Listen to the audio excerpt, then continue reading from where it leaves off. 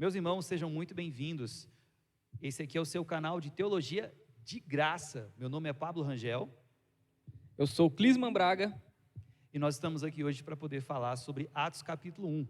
Nós já comentamos um pouco sobre o contexto, não sei foi nem se foi um pouco, né, do contexto. Nós fomos em algumas partes exaustivos.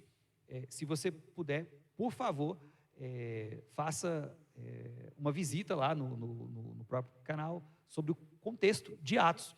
E hoje nós vamos falar sobre Atos capítulo 1. E eu queria já perguntar para o Clisman. Clisman, capítulo 1, o que é? Atos capítulo 1. Bom, quando eu olho para esse primeiro capítulo aqui do livro de Atos, o que me vem à mente é o seguinte: é uma preparação para o que vai acontecer ali a partir do capítulo 2, que é a missão dos discípulos, a missão da igreja, a missão que Cristo vai deixar para que os seus discípulos e aqueles que eles também agregarem à fé possam cumprir. Então, quando eu olho para o capítulo 1, eles estão fazendo essa preparação para essa missão, né? E mais para frente você vai entender o que eu digo sobre preparação, porque no capítulo 1 eles não começam de fato a missão. Ela começa a partir do capítulo 2, mas aqui no primeiro eles estão ajustando algumas pontas que faltam para, de fato, eles começarem a executar a missão que vai desde o capítulo 2 até o final do livro de Atos. E capítulo 1 ele tem 26 versículos. Eu, nas minhas pesquisas, se fôssemos pregar, se eu fosse fazer algum tipo de exposição nesses 26 versículos, eu os iria tratar em 3 perícopes. E o Clisman, numa discussão nos bastidores aqui, nós estávamos conversando, que ele encontrou 4 ou até mesmo 5. A princípio eu encontrei 4, mas com a nossa proposta aqui, nós podemos, de acordo com o meu mano aqui, ficar nessas 3 e...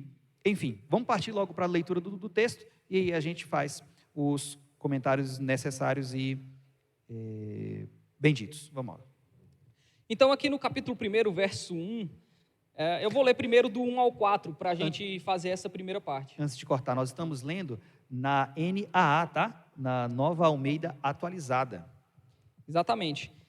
Então diz aqui, escrevi o primeiro livro, ó Teófilo, relatando todas as coisas que Jesus começou a fazer e a ensinar, até o dia em que foi elevado às alturas, depois de haver dado mandamentos por meio do Espírito Santo aos apóstolos que tinha escolhido.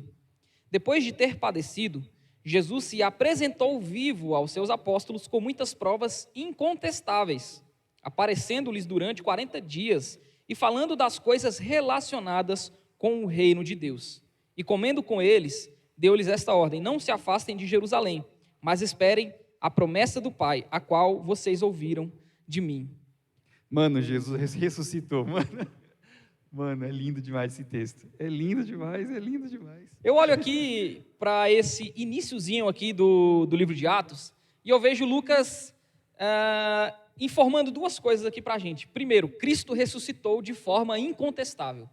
Ele apresentou diversas provas para os seus discípulos, confirmando que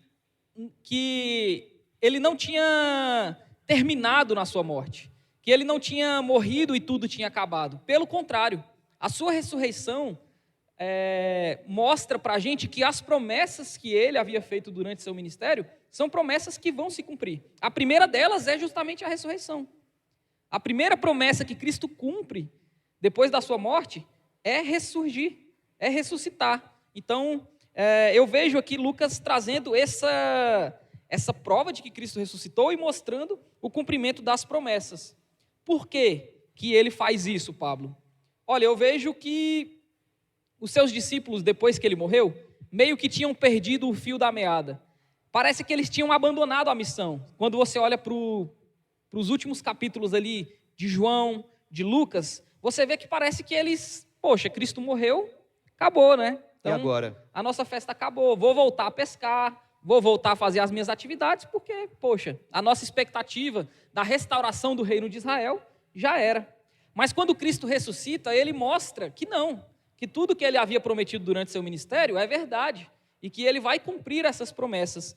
Então ele volta e ele vai relembrar os seus discípulos, por isso que ele passa aqui 40 dias com seus discípulos, ele vai relembrá-los das coisas relacionadas ao reino de Deus, ou seja, o que é isso? É o que Cristo ensinou durante 3 anos, ele vai relembrá-los de tudo isso. Desde o início do seu ministério, Marcos capítulo 1, versículo 15, desde toda a sua caminhada com os próprios discípulos, e até mesmo antes de os chamá-los, ele já dizia, e eu faço questão aqui de ler, Marcos capítulo 1, ele já anunciava 15, o reino de Deus. Já 1,15, diz assim,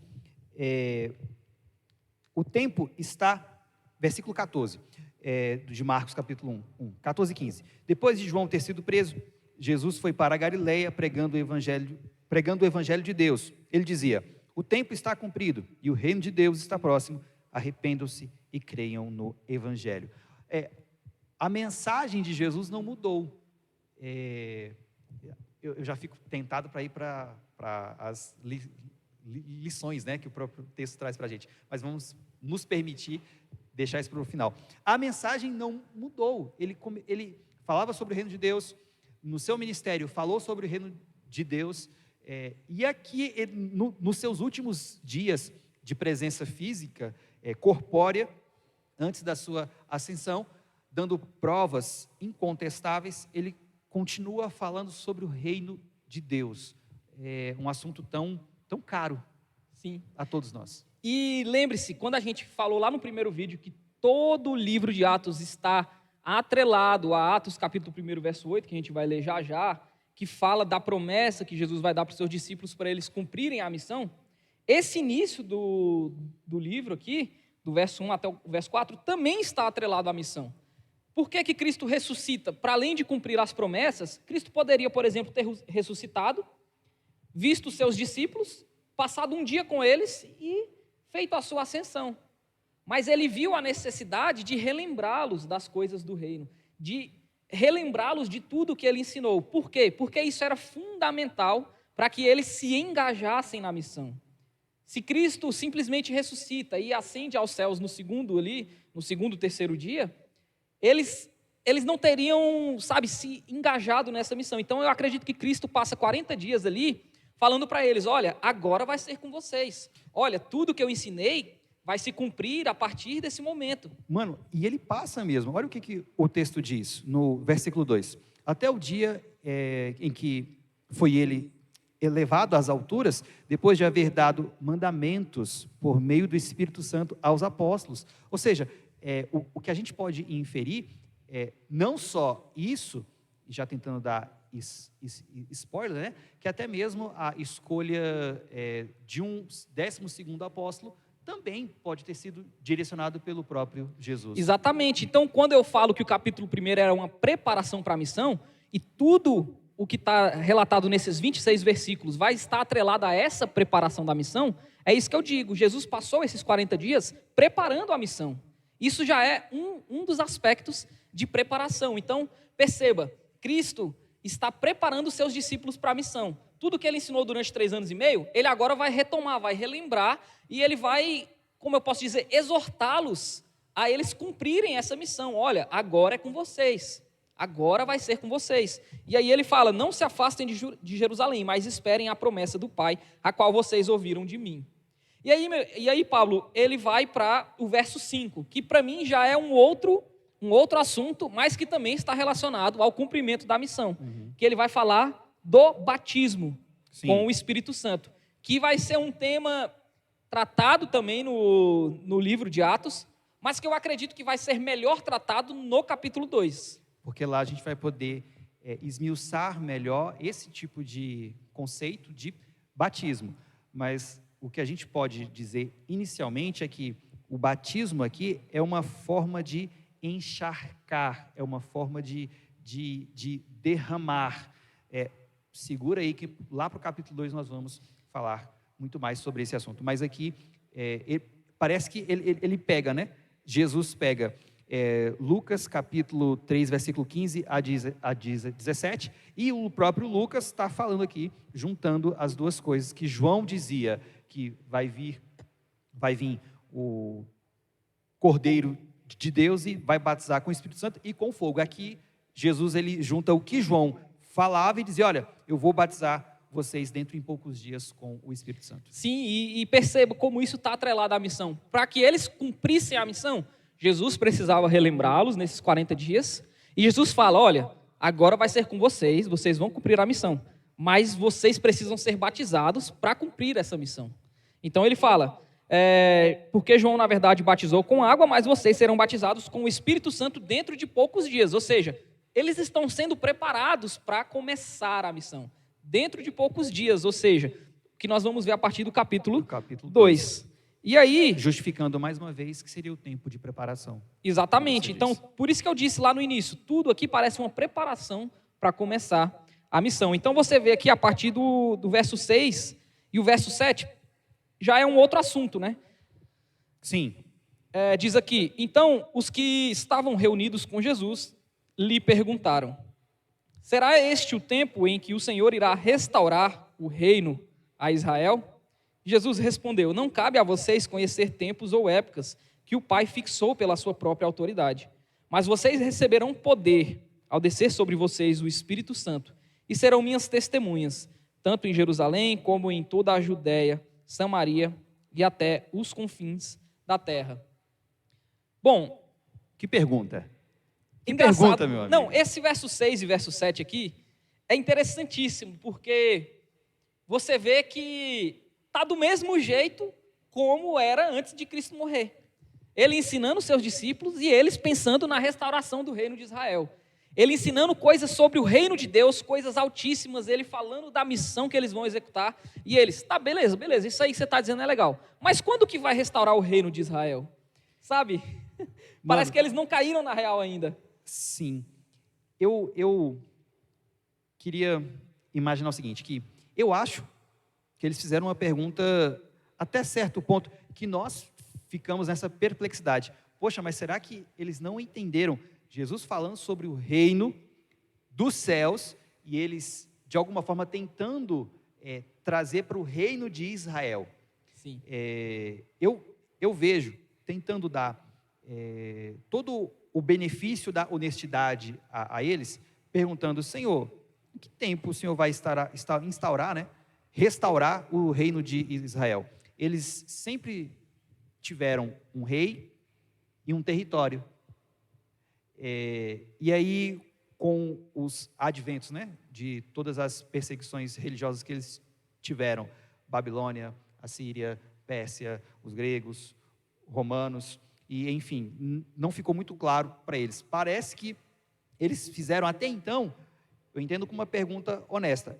E Jesus pega essa pergunta honesta e, mais uma vez, de forma misericordiosa, de uma forma que acalenta ou que, de alguma forma, nos humilha de modo a temer a Deus mais ainda, respondendo a eles, olha, não cabe a vocês conhecer. Aí no versículo 8, olha o mas. Sim. Mas vocês receberão poder ao descer sobre vocês o Espírito Santo, serão minhas testemunhas, tanto em Jerusalém como em toda a Judéia e Samaria até os confins da terra. Sabe, a minha esposa, ela é professora de crianças, ela vai entender um pouco essa analogia. Sabe quando você está querendo ensinar uma coisa para uma criança que é desatenta, e ela fica parecendo que está mudando o foco? Você quer que ela preste atenção no que você está ensinando, e ela está mudando o foco para outra coisa que para ela é mais interessante? Parece que é exatamente isso aqui que está acontecendo. E durante todo o ministério de Jesus, a expectativa dos discípulos era da restauração do reino de Israel. Físico.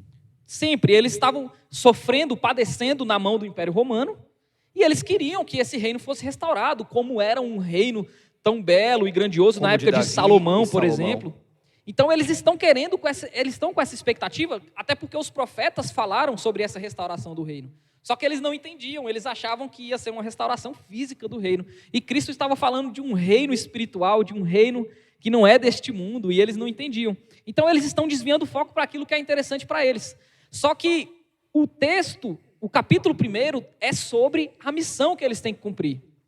E a missão que eles têm que cumprir não tem nada a ver com a restauração do reino de Israel. Então Jesus pega e fala assim, olha, vocês estão desviando o foco. Não cabe a vocês falar sobre os tempos ou as épocas que o Pai determinou. Volta aqui para o assunto principal do capítulo, que é o seguinte: a missão de vocês vão receber poder quando descer sobre vocês o Espírito, e vocês vão ser as minhas testemunhas em Jerusalém, em toda a Judéia, Samaria e até os confins da terra. É isso que vocês têm que se preocupar, é isso que vocês vão executar. E aí Cristo traz esse versículo, que é o versículo-chave, que vai embasar todas as ações de todo o livro de Atos, né? Sim.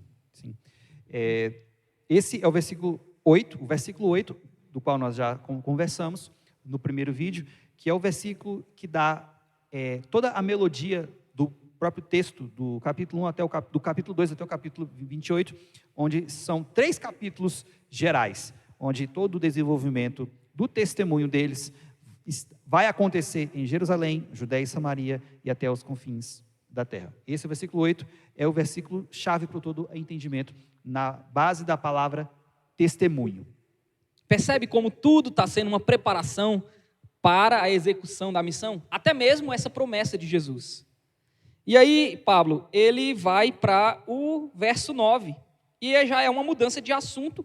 Está junto aqui, mas é um outro aspecto que eu também quero falar aqui para vocês, que vai ser uma preparação para a missão. No verso 9 diz o seguinte: depois de ter dito isso, Jesus foi elevado às alturas, à vista deles, e uma nuvem o encobriu dos seus olhos. E estando eles com os olhos fixos no céu, enquanto Jesus subia, eis que 2 homens vestidos de branco se puseram ao lado deles.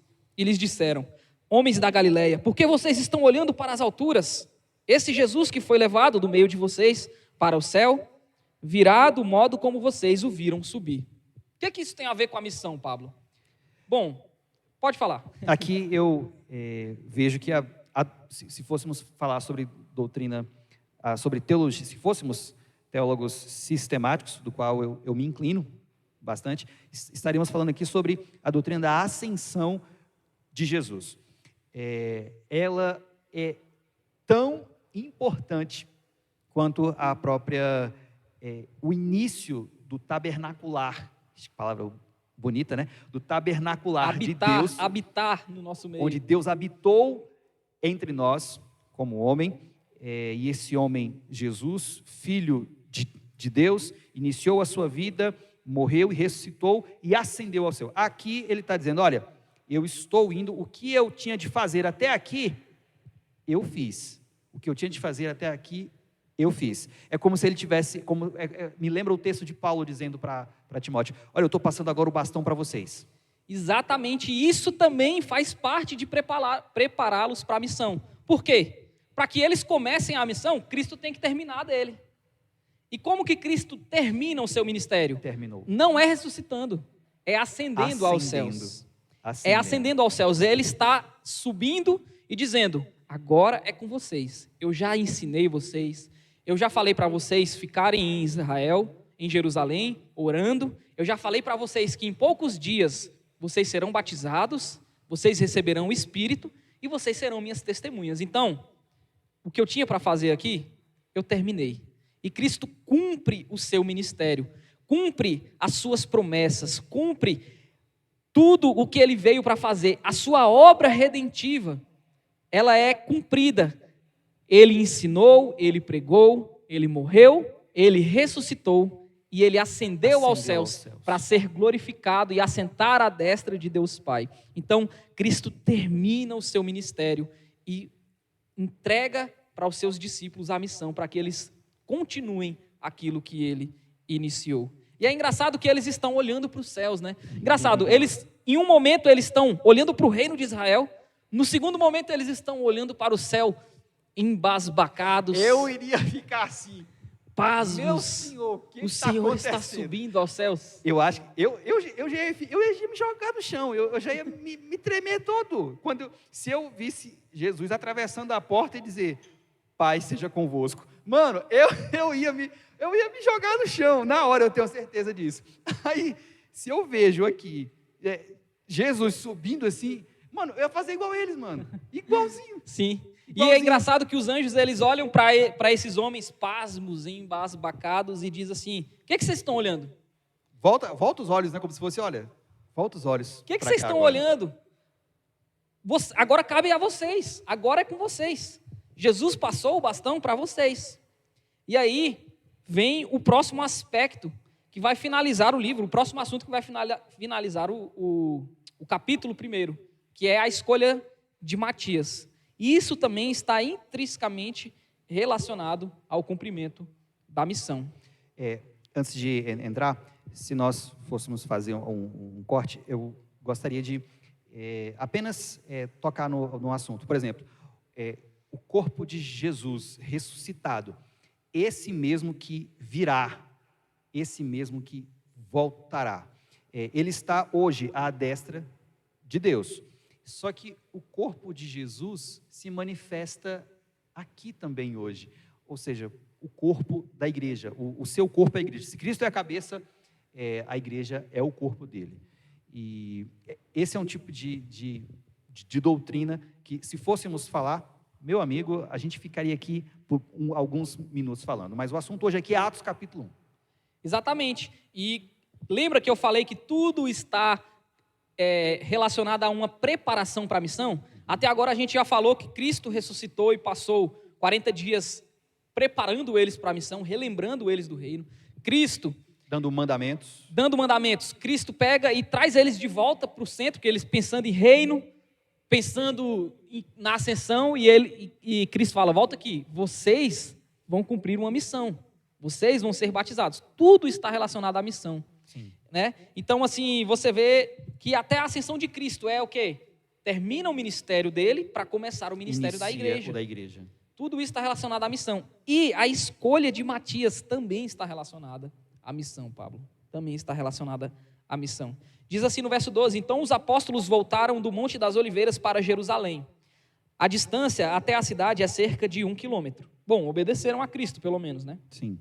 Quando entraram na cidade, subiram para o cenáculo onde se reuniam Pedro, João, Tiago, André, Filipe, Tomé, Bartolomeu, Mateus, Tiago, filho de Alfeu, Simão, o Zelote, e Judas, filho de Tiago. Todos estes perseveravam unânimes em oração, com as mulheres, com Maria, mãe de Jesus, e com os irmãos dele.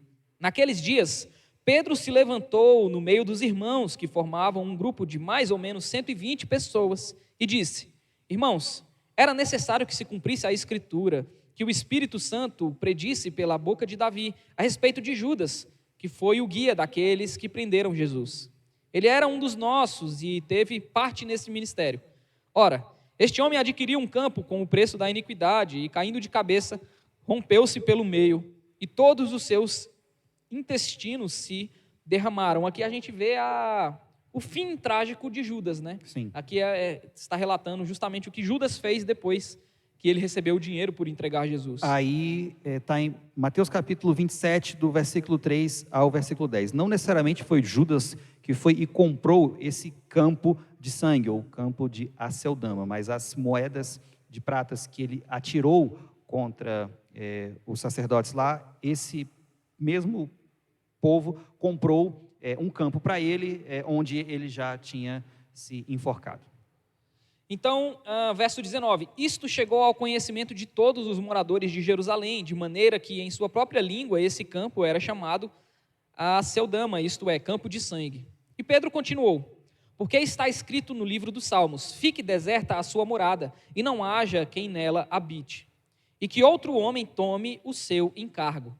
Portanto, é necessário que dos homens que nos acompanharam, todo o tempo em que o Senhor Jesus andou entre nós, começando no batismo de João, até o dia em que foi tirado do nosso meio e levado às alturas, um destes se torne testemunha conosco da sua ressurreição. Então propuseram 2, José, chamado Barsabás, também conhecido como Justo, e Matias. E orando disseram, tu, Senhor, que conheces o coração de todos, revela-nos qual dos 2 escolheste, para preencher a vaga neste ministério e apostolado, do qual Judas se desviou, indo para o seu próprio lugar. Depois fizeram um sorteio, e a sorte caiu sobre Matias, que foi acrescentado ao grupo dos 12 apóstolos. Por que Matias teve de completar a 12ª casa? Então, Cristo havia escolhido 12. A missão da igreja precisava ser para 12. Se não tivesse a necessidade de substituir Judas, de colocar um 12º ali, eles não teriam feito esse sorteio, eles não teriam escolhido esse homem. Então, para que a missão começasse, lembra que isso é uma introdução para o início da missão, é uma preparação para a missão. Para que essa missão começasse no capítulo 2, eles tinham que preencher a última lacuna que faltava para começar essa missão. E era justamente escolher o 12º apóstolo, aquele que substituiria Judas. E aqui, meus irmãos, eu vou fazer uma defesa do ministério de Matias. Sabe por quê? Eu já escutei pregador dizendo que Matias foi escolhido pelos homens, Paulo foi escolhido por Jesus. Por isso que Paulo é o 12º apóstolo. Matias não teve um ministério relevante. Eu já ouvi pregador falando isso, falando que Matias foi escolhido pelos homens. Acredita nisso? Bom, eu discordo. Eu discordo totalmente. O texto está mostrando que Matias foi escolhido pelo Senhor. Embora Cristo já tivesse ascendido... Pode falar. Termine. Não, embora Cristo já tivesse ascendido, ele, primeiro, colocou Pedro como líder da igreja. Sim. Então, Pedro, exercendo essa liderança, ele levanta como podemos chamar, essa eleição, né? Essa Sim. eleição daquele que iria substituir Judas. Segundo, eles estavam em oração debaixo da palavra de Jesus Cristo. Esses homens não estavam fazendo a sua própria vontade. Eles estavam debaixo da promessa, orando aonde Jesus Cristo falou para eles estarem. É nesse contexto de oração entre esses 120 irmãos, cerca de 120 irmãos, que eles decidem escolher alguém para substituir Judas. Outro aspecto, eles escolhem Judas porque há uma palavra que foi dada por Davi, dizendo que alguém deveria substituir aquele que havia traído Jesus. Ele até cita, né? Fique deserta a sua morada e não haja quem nela habite, e que outro tome o seu encargo. Ou seja, era algo profético que estava nas Escrituras, que estava lá no Antigo Testamento. E o próprio texto vai dizer, pelo menos por mais de 2 vezes aqui, que nós vemos a palavra do Espírito Santo, que o próprio texto de Salmos é inspirado pelo próprio Espírito Santo. Salmo de número 69, 25 e Salmo de número 109, versículo 8. Mano, eu queria acrescentar mais uma defesa por Matias. Hoje a gente está aqui defendendo Matias, viu? Viu, Matias? Quando a gente chegar lá no grande dia, a gente vai ter aquela conversa boa. Eu vejo algum tipo de teologia bíblica aqui, ou seja, se são 12 casas, 12 tribos de Israel, assim como Cristo escolheu 12 para a sua missão, deveria iniciar o grande testemunho que iria acontecer a partir então do capítulo 2, que é no Pentecoste, com 12 apóstolos. Eu vejo também esse tipo de tipo e antítipo, ou seja, se eram 12, 12 continua, 12 então vai se fazer. E no caso de Paulo, o próprio Paulo, ele vai dizer, olha, eu sou um apóstolo nascido fora do tempo. Então, exatamente. Paulo não era o 12º apóstolo, meus irmãos. Não mesmo. O 12º apóstolo era Matias. Então, embora Matias não tenha muitos relatos de Matias nas Escrituras, eu acho que esse é o único, né? Vale ressaltar, Pablo, que todos os escritos do Novo Testamento, a partir da morte de Jesus Cristo, da sua ascensão, a partir, na verdade, da escolha de Matias, todos os escritos que falam sobre o ministério dos apóstolos, está falando sobre o ministério de Matias também. Ele está lá. Então, o próprio livro de Atos, quando fala que a igreja cresceu no fundamento dos apóstolos, Matias era um desses apóstolos. Quando fala que os apóstolos operavam sinais, pregavam por toda a Judéia, Samaria e Jerusalém, Matias é um desses apóstolos. Então, Matias operou sinais, Matias pregou o evangelho, e o mais importante, Pablo, Matias tinha todas as características necessárias para ser um apóstolo. Pois não só Matias, como Pedro, João, Tiago, André, Filipe, Tomé, Bartolomeu, Mateus, Tiago, Simão e Judas, filho de Tiago, operaram certamente sinais, milagres, eram apóstolos, ou seja, Matias ou Barsabás, né? Cadê aqui? Matias ou... Cadê aqui? Ou José. Barsabás significa filho do sábado, mas o escolhido foi Matias. Olha só a característica, né, para ser colocado no lugar. Quem participou tanto do início do ministério de Jesus até o final. E havia duas pessoas que tinham esse tipo de currículo. Sim. Opa, tem José e tem ele. Agora, por que foi um modo de escolha? Por que eles escolheram dessa forma aqui? O próprio texto vai dizer que é Cristo que conhece o coração, né? Cadê? Isso, tu, Senhor, versículo 20 e 24. E orando disseram, tu, Senhor, que conheces o coração de todos, revela-nos qual dos dois escolheste para preencher a vaga neste ministério e apostolado, do qual Judas se desviou indo para o seu próprio lugar. Depois fizeram um sorteio. Eu queria vir aqui nessa palavrinha aqui, sorteio. A história que nós temos sobre essa palavrinha sorteio é que eles pegaram duas pedrinhas, colocaram dentro de uma caixa e então lançaram essa sorte e então Matias foi escolhido. Isso me faz lembrar Provérbios capítulo 16, versículo 33, onde diz, nós lançamos as sortes, mas é o Senhor que escolhe, para eu não falar... Provérbios 16, 33. Isso, eu não quero falar besteira. Para fazer um sorteio são lançados os dados, mas toda decisão procede do Senhor. Perfeito, perfeito. E aí, com isso, nós não vemos nenhum tipo de ação no mesmo sentido no restante, porque os 12 são aqueles apóstolos, e para a escolha de pastores, presbíteros, diáconos na igreja, não existe esse tipo de lançamento de sorte. Então, eu creio que dentro daqueles mandamentos que o Senhor participou com eles nos 40 dias, e uma frase linda que eu acho aqui no próprio Atos, que quando eu li, parece que quando a gente lê a Bíblia, mas de uma forma agora mais detida, você fica assim, meu Deus, por que eu não li isso aqui antes? O versículo 4, e comendo com eles, deu-lhes esta ordem. Jesus participava do pão, ele participava do peixe, ele jantava, ele almoçava, ele tomava café da manhã com eles, ele dava provas incontestáveis de que ele estava ali, ou seja, esse tipo de instrução até mesmo para o 12º, eu tenho certeza de que Jesus os orientou dessa melhor forma e ficou naquele tempo, ficou ali. Não, e essa citação das sortes, de lançaram sortes, associado a Provérbios 16, 33, que nós lemos aqui, né, que a sorte se lança ao regaço, mas do Senhor procede toda a decisão, né, na versão da NAA, para fazer um sorteio são lançados os dados, mas do Senhor toda a decisão procede. Isso está mostrando explicitamente que foi o Senhor quem escolheu Matias. Eles separaram dois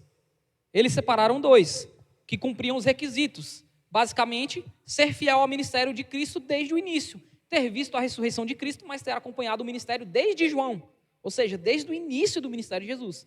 E esses dois cumpriam esses requisitos. Mas dentre esses dois, qual eles escolheriam? O Senhor é quem escolheu. Foi o Senhor quem escolheu Matias. Então eu acredito que Matias foi escolhido pelo Senhor para ser um dos 12. Sem dúvida. E o nome de Matias vai estar em uma das 12 portas da Nova Jerusalém, onde existiram 12 portas com o nome dos 12 apóstolos, e o nome de Matias estará lá.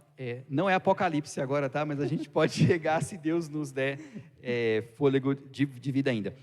Mano Clisma, eu tenho uma pergunta, na verdade eu quero fazer duas. A primeira pergunta o livro de Atos, ele é normativo ou histórico? Ele é principiológico ou tudo que aconteceu deve se repetir no nosso tempo? Não, eu não acredito que ele seja normativo, ele não é uma literatura legal. Se é isso que você quer dizer. É isso que eu quero desenvolver. Legal, quando eu falo literatura legal, eu falo da lei. Tipo, os 10 mandamentos é uma literatura legal, ou seja, aquilo é normativo, por exemplo. Né? Uhum. É isso que você... É isso. Pode falar. Ele A gente tem que ter o cuidado, por exemplo, nós vamos desenvolver melhor do capítulo 2. A gente já disse isso aqui umas 3 ou 4 vezes, porque o Lisman trouxe muito bem, é a preparação antes do drama, antes do palco ser aberto, antes da banda tocar, está todo mundo ali naquele ensaio, se preparando e escolhendo as músicas, os tocadores. Deus está ali, de alguma forma, já no anfiteatro, já preparando eles. E o livro de Atos, ele, pelo que eu vejo também, mano, ele por ser um livro histórico, a gente não pode trazer normas ou fatos que se repitam no nosso tempo. O que nós temos de trazer, e nós já estamos fazendo isso desde o primeiro vídeo que nós fizemos, que ele traz princípios que vão nortear a vida da igreja, como, por exemplo, nos próximos capítulos, a escolha dos diáconos, por exemplo, e as suas próprias funções. Então é isso, Mano Pablo. A gente vê aqui tudo isso atrelado a que eu disse lá no início, a uma preparação para a missão. Então aqui com Matias, fecha, né, essa preparação. O time está completo agora. Agora a gente pode começar. Precisava de mais um, completou o time, vamos receber o batismo, agora está tudo pronto. E a gente vai ver que de fato está tudo pronto, porque logo no início do capítulo 2, essa missão vai começar a ser cumprida, né? Então, assim, eu vejo de fato como o capítulo 1 como essa preparação de Deus para que eles pudessem cumprir a missão. Acredito que a gente pode ir para as aplicações. Sim. Vamos para aplicações. Você teria uma ou umas? Eu não sei, eu estava pensando aqui, por exemplo, uma aplicação direta para os nossos dias de hoje, sem ser repetitivo com o vídeo passado, algo que eu percebo aqui, principalmente na escolha de Matias. Eles estão debaixo da palavra de Deus, eles estão agindo de acordo com as Escrituras e eles estão em oração. Eu acredito que são princípios que a gente pode aplicar diretamente para a gente nos dias de hoje. Quando tivermos que tomar uma decisão importante, quando tivermos que começar alguma coisa ou fazer alguma coisa, que estejamos debaixo da palavra do Senhor e de oração. E debaixo de oração, para que Deus possa, de fato, revelar qual é a sua vontade para as nossas vidas. Então, eles estão debaixo de oração, debaixo da Escritura, porque eles citam salmos. E debaixo de oração e debaixo das Escrituras, eles tomam uma decisão importante, mas falam, a resposta vem do Senhor, a resposta virá do Senhor. E o Senhor trouxe a resposta que eles precisavam para começar a sua missão. Amém.